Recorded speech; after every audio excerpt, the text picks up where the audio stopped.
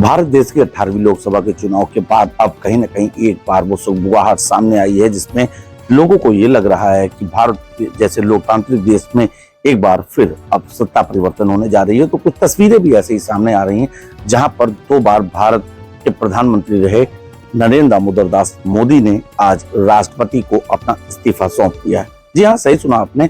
दरअसल 18वीं लोकसभा के चुनाव में भारतीय जनता पार्टी के पास बहुमत नहीं है, उसके गठबंधन के सहारे ही वो सरकार बनाने की बात कर रहे हैं। लेकिन ऐसे में अभी कई वहां पर सवाल उठ रहे हैं, कई वहां पर बातें हैं जो अभी स्पष्ट नहीं हो पाई हैं। और इन सबके बीच में प्रधानमंत्री नरेंद्र मोदी ने राष्ट्रपति महामहिम द्रौपदी मुर्मू के पास जाकर अपना इस्तीफा सौंपा है। हालांकि यहाँ पर एक बात और भी बता दें कि लगातार यह बात उठ रही है कि नीतीश कुमार पीएम मोदी का साथ देंगे, ऐसी कुछ तस्वीरें भी सामने आई हैं। लेकिन उसके साथ ही एक तस्वीर और सामने आई जिसको सोशल मीडिया पर खूब जमकर वायरल किया जा रहा है, जिसमें नीतीश कुमार और तेजस्वी यादव एक ही प्लेन में बैठकर साथ में सफर कर रहे थे। तो लोग यह भी कयास लगा रहे हैं कि कहीं कुछ बड़ा खेला ना हो जाए।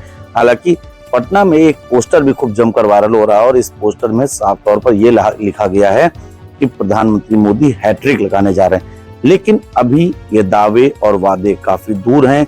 जहां एक तरफ प्रधानमंत्री मोदी यह दावा कर रहे हैं कि वह सरकार बनाने जा रहे हैं, एनडीए गठबंधन सरकार बनाने जा रहा है, वहीं इंडिया गठबंधन भी सरकार बनाने की कयावत में जुटा हुआ है।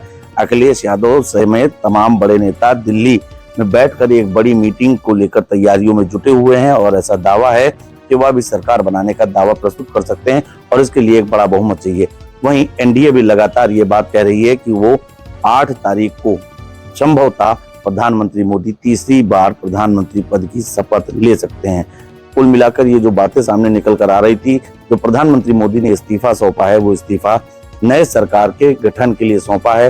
प्रधानमंत्री मोदी ने राष्ट्रपति महामहिम द्रौपदी मुर्मू के पास जाकर इस्तीफा सौंपा है। राष्ट्रपति द्रौपदी मुर्मू जी ने उस इस्तीफे को स्वीकार कर लिया है और अब नई सरकार बनने की कयावत शुरू हो गई है।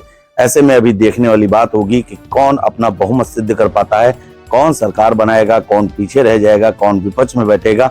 ये सब तो खैर बात की बातें। आपको क्या कुछ लग रहा है कि प्रधानमंत्री मोदी के इस्तीफा सौंपने के बाद क्या वो तीसरी बार प्रधानमंत्री पद की शपथ ले पाएंगे, या फिर विपक्ष जो इंडिया गठबंधन था वो कहीं ना कहीं कुछ कमाल करेगा? क्योंकि कांग्रेस भी कहीं से भी इस मामले में पीछे नहीं हटना चाहती है, क्योंकि वो भी जान रहे हैं कि अगर इस बार उन्हें मौका नहीं मिलता है तो उन्हें अगले 5 साल फिर से संघर्ष करना पड़ेगा। तो ऐसे में तमाम राजनीतिक दलों की गुड़ागड़ित लगातार जारी है। देखने वाली बात ये होगी कि इस गुड़ागड़ित में कौन सफल हो पाता है और कौन असफल हो जाता है। हालांकि इस बार देश की लोकसभा चुनाव के जो भी परिणाम थे वो बहुत ज्यादा अप्रत्याशित थे, लोगों को चौंकाने वाले थे और तमाम एग्जिट पोल को उन्होंने धता बताते हुए ये दिखा दिया है कि जनता ही जनार्दन है और जनता जिसे चाहेगी उसे ही जनार्दन बना देगी। एक समय में देश में लगातार 2 सरकार का कार्यकाल पूर्ण कर चुकी बीजेपी सरकार को यह पूर्णतः विश्वास था कि वो तीसरी बार फुल फ्लैश से सरकार में आ रहे हैं। लेकिन जब जनता ने उनको वोट दिया तो कहीं ना कहीं ये बता दिया कि देश की लोकतांत्रिक देश की इस व्यवस्था में स्वस्थ विपक्ष का होना भी बहुत जरूरी होता है। देखने वाली बात होगी कि देश की 18वीं लोकसभा में कौन प्रधानमंत्री होता है और कौन विपक्ष होगा। आपकी क्या राय है? आप अपनी राय हमें हमारे कमेंट बॉक्स में जरूर बताएं। धन्यवाद।